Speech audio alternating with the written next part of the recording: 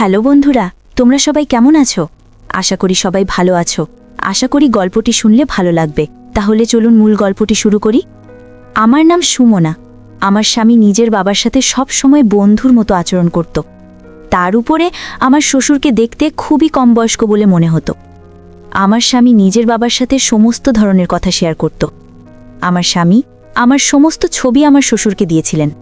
আমার শ্বশুর খুবই অদ্ভুত টাইপের মানুষ। তিনি আমার সাথে বন্ধু হওয়ার চেষ্টা করতেন। আমি যখনই আমার স্বামীর কাছে শ্বশুরের ব্যাপারে নালিশ করতাম, তখনও আমাকে বকে দিত আর বলতো আমার বাবা খুবই ভালো মানুষ। আর এই ভাবনাটাই আমার স্বামীর সবচেয়ে ভুল ছিল। এই ভাবনাটা একদিন আমার শ্বশুর আমার সাথে এমন কিছু করে যার ব্যাপারে শুনলে বন্ধুরা তোমাদের মাথাটা নষ্ট হয়ে যাবে। আমি একটা মিডল ক্লাস ফ্যামিলি মেয়ে। আমাদের ফ্যামিলির সবাই খুব সংস্কারী, তাই আমিও খুব সংস্কারী ছিলাম। আমি কখনো কোনো কারণে বাড়ি থেকে বের হতাম না। সবসময় আমি আমার পিতামাতার সাথে বাড়ি থেকে বাইরে বের হতাম। আমরা 4 বোন আর 2 ভাই ছিলাম। সমস্ত ভাই বোনের মধ্যে আমি বড় ছিলাম, তাই বিয়ের নম্বরও আমার প্রথমে এলো। আমি খুব বেশি সুন্দরী হওয়ার কারণে যেখানে যেতাম সেখানে কেউ আমাকে দেখলেই পছন্দ করে নিত। কেননা আমি খুব সিম্পলভাবে থাকতাম, কখনোই বেশি মেকআপ করতাম না। মেকআপ ছাড়াও আমাকে দেখতে খুব সুন্দর লাগতো। লোকজন বলতো, যখন তোমার বিয়ে হবে আর তুমি পুরো মেকআপ করবে, তখন তুমি এক টুকরো চাঁদের থেকে কম লাগবে না। আমি সব সময় স্বাভাবিক ড্রেস পরে থাকতাম। বাড়ির লোকেরা কখনোই আমাদের মেয়েদের খুব বেশি স্বাধীনতা দেয়নি, আর না তো কখনো আমাদের ফ্যাশন ড্রেস পরতে দিত। আমি সব সময় সাধারণভাবেই থাকতাম। যদি কখনো কোথাও যেতাম, সব সময় নিজের বাবার সাথে যেতাম। কিন্তু বাড়িতে একটা জিনিস খুব ভালো ছিল যে আমার বাবা আমার সমস্ত স্বপ্ন পূরণ করেছিল। আমাদের বলার আগেই সমস্ত জিনিস আমাদের ঘরে এসে যেত। আমি আমার এই ছোট আর সিম্পল লাইফে খুব খুশি ছিলাম। আমি কখনো কোনো ছেলের সাথে প্রেম করিনি, কেননা আমি এই টাইপের মেয়ে না। আমি সবসময় নিজের কাজ নিয়েই থাকতাম। এখন আমার বয়স 20 বছর হয়ে গেছে, আর আমার বাবা মা সিদ্ধান্ত নিলেন যে তাড়াতাড়ি করে আমার বিয়ে দিয়ে দেবেন। আমার বাবা মা আমার জন্য এমন একটা সম্বন্ধ দেখছিলেন যা আমাদের মতো সিম্পল হবে, তার সাথে সাথে আমাদের ফ্যামিলির সাথে মিলে। আমার বাবা মায়ের কথা ছিল ছেলের পড়াশোনা জানার সাথে সাথে দেখতে স্মার্ট হতে হবে, কেননা আমার বাবা মা চাইতেন না যে আমার বিয়ে এমন কোনো ছেলের সাথে হোক যে দেখতে ভালো নয়, না তো বেশি পড়াশোনা জানে। কেননা এর আগে আমার জন্য অনেক সম্বন্ধ এসেছিল, কিন্তু আমি পড়াশোনা করছিলাম বলে বাবা মা আমার বিয়ে দেননি। এখন যদি আমার বিয়ে কোনো যেমন তেমন ছেলের সাথে হয়, তাহলে লোকের নানান কথা শুনতে হবে। তারা বলতো যে মেয়ের জন্য যখন ভালো ভালো সম্বন্ধ এসেছিল তখন মেয়ের বিয়ে দিলে না, আর এখন যেমন তেমন ছেলের হাতে নিজের মেয়েকে তুলে দিলে। আমার জন্য এক সেরকমই ছেলের সম্বন্ধ এলো।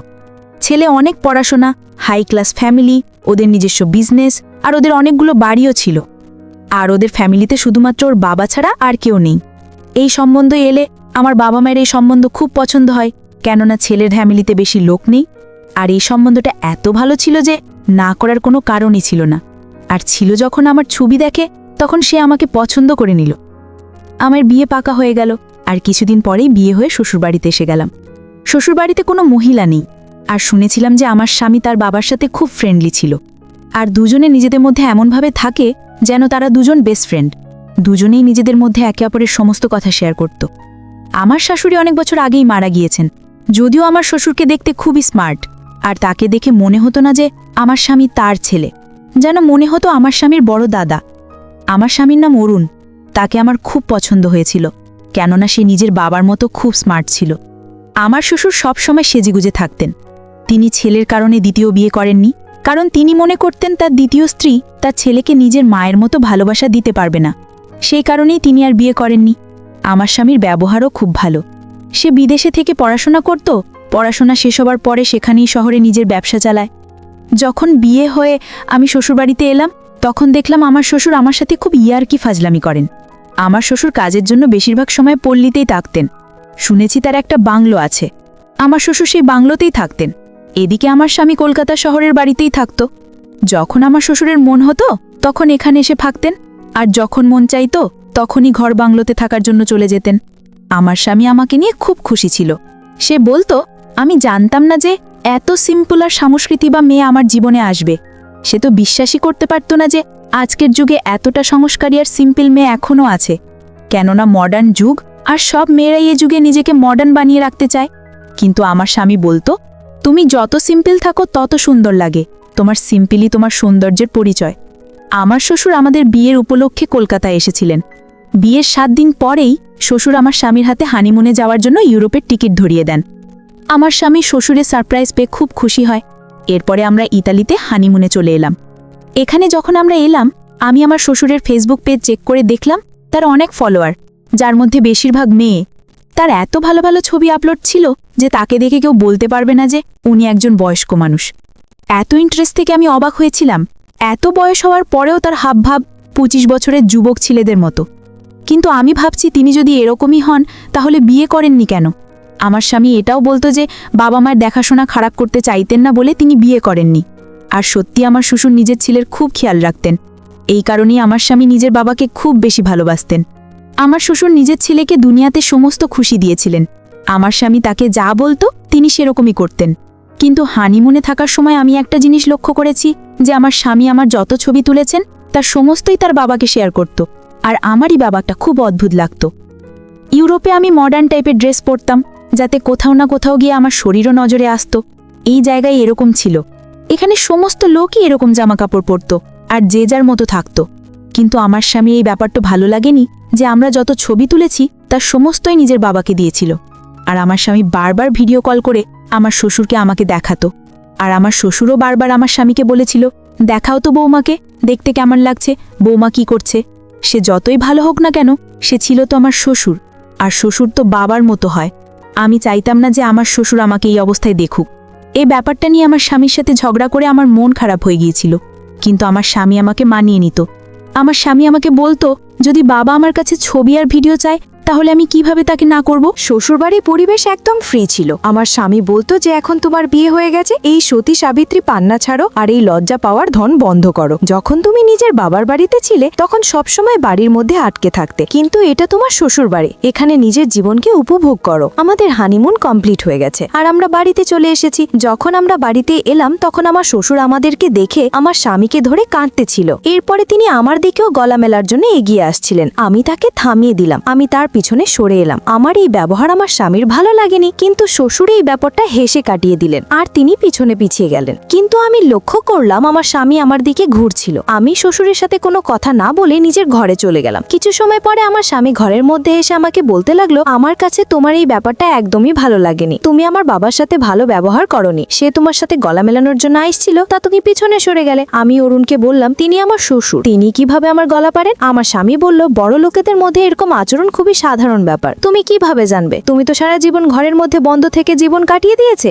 এমনিতে তো স্বামী আমাকে খুব ভালোবাসতো, কিন্তু যখনই ওর বাবার কথা আসে তখনই সিরিয়াস হয়ে যেত। এইভাবেই দিন কাটতে লাগলো। তার দিন দিন আমার প্রতি আমার শ্বশুরের ব্যবহার অদ্ভুত লাগতে লাগলো। এই অবধি ঠিক ছিল যে আমার স্বামীর সমস্ত কথা নিজের বাবার সাথে শেয়ার করত, কিন্তু অবাক তো আমি তখন হয়েছিলাম যখন জানতে পারলাম আমার স্বামী আমাদের স্বামী স্ত্রীর মধ্যে যা হয় সবকিছু নিজের বাবার সাথে শেয়ার করে। এটা হয়তো আমার স্বামীর জন্য কোনো বড় ব্যাপার ছিল না, কিন্তু আমার মনে এটা অনেক বড় ব্যাপার। আমি তো আমার মার সাথে এসব ব্যাপারে কখনো কোনো কথা বলতে পারবো না, কেননা স্বামী স্ত্রীর মধ্যে হওয়া কথা কারোর সাথে শেয়ার করা উচিত নয়। সমস্ত কথা ওর বাবাকে বলে দিত, আর এই ব্যাপারে আমার স্বামী নিজেই আমাকে বলতে থাকতো। ও যখন আমাকে বলতো আমি তোমার এই কথা বাবাকে বলেছি, তার বাবা তোমার কথা শুনে আমি এই সব কথা খুব রেগে যেতাম। আমার এই ব্যাপারটা একদমই ঠিক বলে মনে হতো না। এখন তো ধীরে ধীরে শ্বশুরের ব্যবহার আমার আরো বেশি অদ্ভুত মনে হতে লাগলো, কেননা আমি শুনেছিলাম যে আমার শ্বশুর বেশিরভাগ সময় ঘর বাংলোতেই থাকতেন, কিন্তু যেদিন থেকে আমার বিয়ে হয়েছে সেদিন থেকেই তিনি বাড়িতেই থাকতে শুরু করেছেন। তিনি তো এখান থেকে যাওয়ার নামই করছেন না, আর সব সময় আমার দিকে তাকিয়ে থাকতেন। আমার সাথে খুব খারাপ খারাপ কথা বলতেন,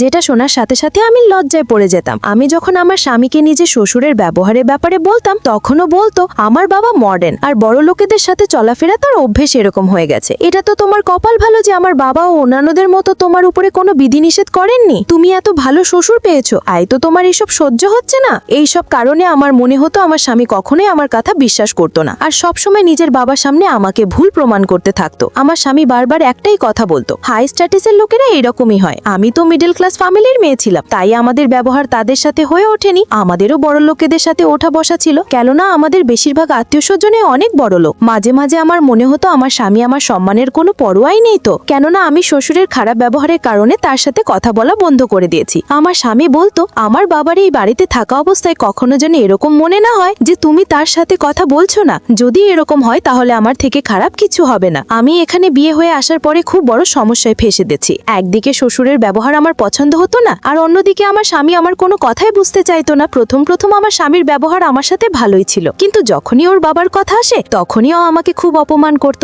একদিন তো আমরা একটা অনুষ্ঠানে গিয়েছিলাম, আর ওখানে তো আমার শ্বশুর সমস্ত সীমা পার করে দিয়েছিলেন। আমার শ্বশুর নিজের বন্ধুদের সঙ্গে আমার পরিচয় করালো। আমার শ্বশুরের বন্ধুরাও তার মতোই পুরো যুবক দেখতে। আমার শ্বশুর বারবার নিজের বন্ধুদের সাথে আমার পরিচয় করাতো। আমার এইসব একদমই পছন্দ হচ্ছিল না। তাই আমি আমার স্বামীকে বললাম যে দেখো, তোমার বাবা তার বন্ধুদেরকে বারবার আমাকে দেখাচ্ছেন, নিজের বৌমাকে নিজের বন্ধুদের দেখাতে। আমার স্বামী বলল, শুরু হয়ে গেল। সে বলল, সুমনা প্লিজ তুমি পুরনোদের চিন্তাধারা থেকে বের হো। আমরা প্রথমবার বিয়েতে এসেছি, কিন্তু আমাকে চেনে না, তাই তো বাবা সবাইকে তোমাকে চিনিয়ে দিচ্ছেন। আমি আমার স্বামীকে যাই বলতাম না কেন, ওর কানে আমার কথা ঢুকতো না। আমার এখন ভিতরে ভিতরে ভয় করতে শুরু করেছে, কেননা আমি বুঝতে পারছি যে আমার স্বামী নিজের বাবাকে যতটা ভালো মনে করি, তিনি সেরকম একদমই না। তখনকার উদ্দেশ্য বদলে যায়, আমরা বুঝতেও পারি না। একদিন আমার স্বামী বলল কাজের কারণে তাকে একদিনের জন্য শহরের বাইরে যেতে হবে। আমি আমার স্বামীকে বললাম, আমাকে তোমার সাথে চলো, আমি বাড়িতে একা থেকে কি করব? আমার স্বামী বলল, আমি লোকেদের সাথে মিটিং করতে ব্যস্ত থাকবো, তাই তোমাকে সময় দিতে পারবো না। আমি বললাম, তাহলে তুমি আমাকে আমার বাবার বাড়িতে রেখে এসো। অনেক দিন হয়ে গেছে আমি আমার বাবার বাড়িতে যাইবি,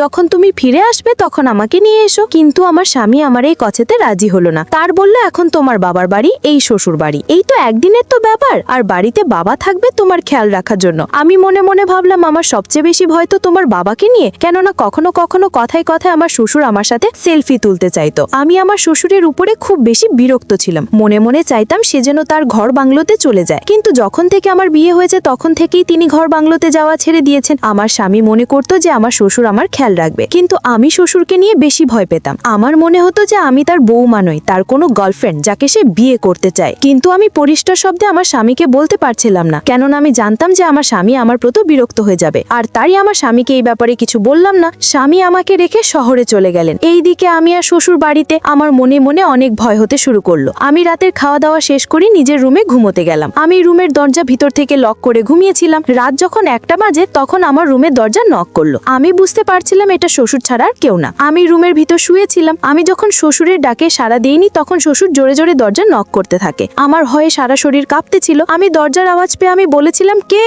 শ্বশুর বলল, বৌমা আমি তোমার শ্বশুর, দরজাটা একটু খোলো, দরকার ছিল। আমি আর রুমের দরজা না খুলে পারলাম না। আমি রুমের দরজা খুলে দিলাম। শ্বশুর তখন আমার রুমে ঢুকলো। আমি বললাম, শ্বশুর এত রাতে আমার রুমে কেন আসলেন? শ্বশুর বললেন, কেন তোমার রুমে আসতে কি আমার মানে আছে? শ্বশুর বলল, বৌমা আজ বাড়িতে কেউ নেই, আমি এতদিন যে মনের ভেতর আশা লালন পালন করে যাচ্ছি আজ তা পূরণ হবে। আমি বললাম, কিসের আশা? আপনি এসব কি বলছেন? আপনি ভুলে গেছেন আমি আপনার বৌমা। আপনি নিজের স্থানে থাকুন, আমার স্থানে আসার চেষ্টা করবেন না, তাহলে আপনার ছেলে বাড়িতে আসলে কিন্তু আপনার সমস্যা হবে। শ্বশুর একটা হাসি দিয়ে বললেন, তুমি আমার ছেলেকে সত্যি কথাটা বললেও সে বিশ্বাস করবে না। এই কথা বলতে আমি শ্বশুরকে একটা জোরে ধাক্কা মেরেছি। শ্বশুর দেওয়ালে গিয়ে ধাক্কা খায়, শ্বশুরের মাথায় আঘাত লাগে। আর এই সুযোগে আমি বাড়ি থেকে পালিয়ে চলে আসলাম। যে বাড়িতে বৌমার কোনো মান সম্মান থাকে না, আর সেই বাড়িতে আমিও থাকবো না। তারপর আমি শ্বশুরের সমস্ত কিছু উল্লেখ করে স্বামীর কাছে পাঠিয়েছিলাম, আর আমি তাকে ডিভোর্স লেটারটাও পাঠিয়ে দিলাম। আমি বুঝতে পেরেছিলাম আমার সংসার এই ঘরেই হবে না, কারণ যেই শ্বশুর আর স্বামীর মধ্যে কোনো পার্থক্য নাই, বৌমাকে স্বামীও পেতে চায় আবার শ্বশুরও পেতে চায়। এটা কোনোভাবেই সম্ভব ছিল না আমার পক্ষে, কারণ আমার মা বাবা এই ধরনের শিক্ষা আমায় দেয়নি। তো বন্ধুরা, আজকে এই পর্যন্ত। সবাই ভালো থাকবেন, সুস্থ থাকবেন। ধন্যবাদ।